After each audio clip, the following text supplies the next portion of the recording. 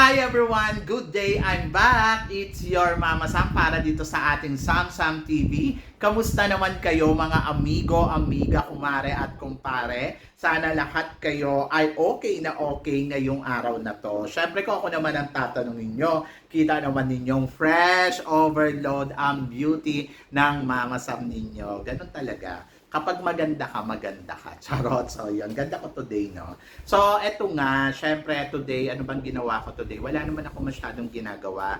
Kasi, today is Monday. So, naglaba ako yesterday. So, yon last night pala, naglaba ako ng bonggang-bongga. Dami, nakakaloka. So, nag-start ako ng alas 6, natapos ako ng alas 10. Ganon. Pero, happy naman ako kasi mas relax yung Monday ko at wala masyadong ginagawa. Naglinis lang ako ng bahay, naglinis ng toilet. Ganon ang papel ng mama sa ninyo everyday. Pero, sa Wednesday, ayun, pupunta na ako sa school para kunin ko yung schedule. At saka syempre para makita ko yung mga co-teacher ko. Kasi nakakailang kasi kapag yung first day, alam mo yon kung ang schedule kong pumunta ng school ay 20. Pero I decided na kasi mag-o-open yung school ng 16 bago pumasok yung mga bata para hindi nila ako makita. Ayoko naman pumunta ng Friday tapos alam mo yun, si Teacher Sam nandito, yan ganon. So mas maganda magkita na lang kami sa Monday. Pero yung mga co-teacher ko, gusto ko makita ko na sila para makapag-adjust ba yung body mo. Kasi syempre from vacation, so syempre nandoon yung may hiya moment ka, may ilang moment. So, mas maganda pag nakita ako ni PE teacher, ang ganda-ganda ko na. Charot! So, yan. So, parang mas relax ka na sa Monday. Hindi ka na maiilang sa kanila kasi nakapag-chikahan na kayo, nakita mo na sila, at nakapag-banding na kayo, di ba? So, yon. So, na-miss ko sila at for sure na-miss nila ako. Actually, sila naman yung may request nun. Punta ka naman ng school. Sabi ko, sige, sa Wednesday. Dapat Tuesday, dapat bukas. Sabi nila, ano daw, may mga taga-ibang school na pupunta sa school namin kasi magmi-meeting doon. Eh, sabi ko, okay, this na lang, Wednesday para mas bongga. So, yan! Kaya excited na balik na ako sa normal na buhay. So, eto. So, ang chika natin today is about, syempre, walang kamatayang Atisa Manalo. Noong 2023, ang nanalong Miss Universe Philippines natin is From Earth to Universe. Kasi si Celeste Cortesi, from siya, Miss Earth, di ba? Title holder siya ng Miss Earth. Noong 2018 din, di ba? Kung di ako nagkakamali. Tama ba? 2018 siya yung Miss Earth. And then, lumaban siya ng Miss Universe Philippines. At nag-title siya noong 2022. O, di ba? So, sa history ng Miss Universe Philippines, so, ayun yung first time na galing sa Miss Earth ay inilaban sa Miss Universe. So nandoon din yung pa kasi sa Miss Earth sa Miss Universe kapag galing ka ng Miss Earth kaya mo tumungtong ng top 5, di ba? So nagtry sila. And then tinry din nila yung world, di ba? Galing sa Miss World Philippines to Universe rather. So ayan si ang nauna diyan si Catriona Gray sa history, di ba? Catriona Gray and then sinundan yan ng sinundan niya ni Michelle D na lumaban sa Miss Universe. So, yung si Catriona nag-title, si Michelle D hindi. So, yan. Pero sa history, wala pa sa na tayo nilalaban na galing sa Miss International na ilalaban natin sa Miss Universe. Actually, hindi pa nangyayari yon sa buong istorya ng ating beauty pageant sa Pilipinas. Paano naman kasi, paano siya mangyayari? Maaari yung promote siya ng Pilipinas going to Binibining Pilipinas title holder. Ayun si Miss Taguig, di ba? Si Christy McGarry. Galing siya sa Binibini, tapos nag-title. Meron din tayong galing sa Miss Earth, lumaban ng Binibini, tapos naging Miss World. Diba? So, meron din tayong kandidata na galing naman sa Binibini, nag-Miss Earth, nag-title. So, ngayon, first time lang sa history, kasi ito lang talaga ang makakagawa niyan, ang Miss Universe Philippines, na galing ka sa Miss International, tapos ilalaban ka nila ng Universe. So, eto, kung mananalo si Atisa Manalo. Kaya, isa sa mga nakikita ko talaga na pwede talagang manalo sa competition na to, si Atisa Manalo because of her profile. And then Atisa Manalo, hindi lang naman siya binibining Pilipinas International title holder eh. Meron siyang naging title din sa Miss International talaga kasi nag-first runner-up siya doon. Kumbaga parang yung quality ng isang girl na Atisa Manalo ay talagang kung tutuusin, pwede mo talagang hawakan to at dalhin sa universe. So the history will be happen ba? So hindi natin alam. So malalaman natin yan sa May 22. Pero kasi yung pinifigure out ko, sabi ko possible talaga it's Atisa Manalo.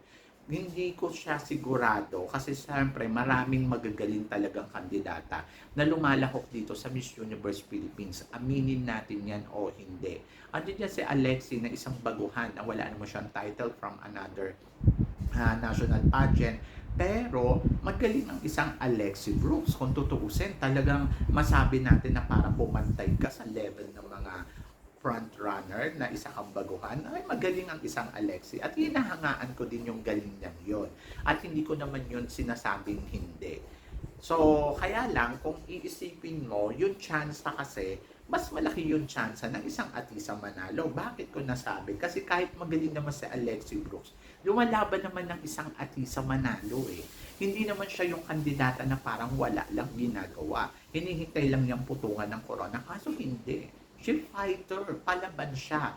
At dahil sa may title na siya, tapos palaban siya, consistent siya, talagang masasabi mo na, okay, malakas pa rin ang isang Atisa Manalo. So, kaya ako nasasabi sa inyo na possible talaga ang magkorona ng Miss Universe Philippines dito, it's Atisa Manalo.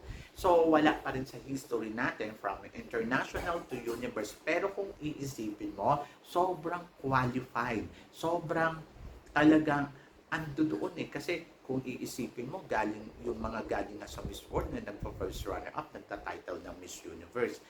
Pero hindi pa natin nasusubukan yung galing ka sa Miss International kung mananalo ka sa Universe. Pero may kandidata na lumaban ng ganon, ayun ay si Dayanara Torres, na galing siyang third runner-up sa Miss Universe, pero nag-title siya sa Miss Universe. But, meron ding kandidata na lumaban sa Miss International at lumaban sa Miss Universe, pero na-El Tocuyo siya sa Miss Universe.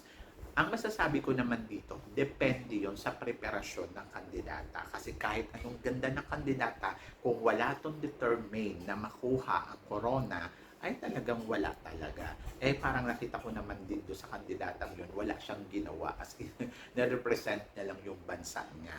Pero kung kay Dayanara Torres, talaga nakita mo talaga yung effort ng isang Dayanara Torres. Meron din kandidata na nag-title holder sa Intercontinental pero nanalo sa Miss Universe, that is Lara Duta.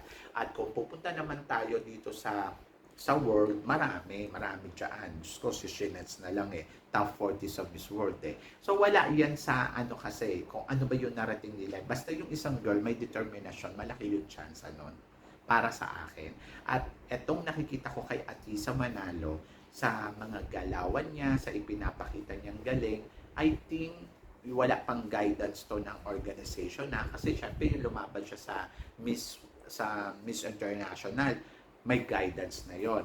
Pero yung dito naman sa sa Binibining Pilipinas, wala siyang guidance pero nakuha niya yung corona. So dito pa nga lang sa universe na wala pa siyang guidance sa Miss Universe Philippines, pero kung nakikita mo yung atake niya, yung styling niya, yung proseso niya, ay talaga namang masasabi ko para na siya lumalaban ng international pageant, di ba? So yun. So I hope na talagang mas maipakita ni Atisa Manalo sa preliminary competition yung galaw, yung hinahanap natin na galawang pang Miss Universe, and then plus sabayan niya ng matinding materyales. I think siya ang mag-uuwi ng corona. Kahit pa sabihin natin magaling yung iba. Pero kasi respect doon sa profile na hawak-hawak ni Atisa Manalo, I think it's Atisa pa din. Ang nakikita ko na possible. So yon. Kaya tingnan natin yan sa May 22 kung aariba nga ba. But pwede pa rin guys talaga mapunta ang corona sa iba. Katulad ni Alexi, katulad ni Victoria Velasquez Vincent, either si Taguig, iba din ang ipinapakita na galing ni Taguig sa kompetisyon. Either Cebu impressive din. Talagang masasabi ko, oh my God, silent killer si Cebu. You cannot underestimate ng ganun-ganun lang na parang wala. Either si Cyril Payumo na isang title holder, di ba? So kung iisipin mo, talagang matindi yung labanan ngayong taon na to dito sa Miss Universe Philippines. Pero ando doon ka pa rin sa pangahawakan mo na talagang kung sino talaga yung girls na matinding magtrabaho, sa kanya mapupunta ang corona ng Miss Universe Philippines. And then I think for me na hanggang ngayon, naiisip ko pa din, it's Atisa Manalo. So, yon. Kaya tignan natin kung mangyayari na ba ang mga nangyari noon na katulad ng Miss Earth, pumunta dito sa universe, and then world pumunta dito sa universe, kung ang Pilipinas nga ba ay magpapadala tayo na galing sa Miss International ay pupunta sa universe. Pag nagkataon, ito ang kauna-unahang history ng Pilipinas na magpapadala tayo from international to universe runner. And that is Atisa Manalo, possible na mag-make ng history dito sa sa Miss Universe Philippines. So, yun ang abangan natin, di ba?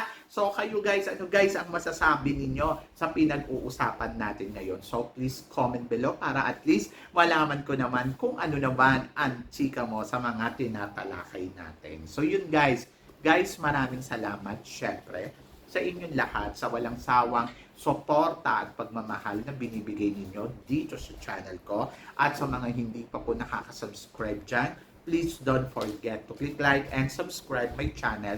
At i-click nyo na rin po ang notification bell para lagi kayong updated, syempre, sa aking mga chika. Sabi nga ganon, always keep smiling and always think positive. Walang imposible guys, magtiwala lang tayo sa itaas. Kaya guys, hanggang dito na lang, hanggang sa muli nating chikahan! Paalam! Thank you guys!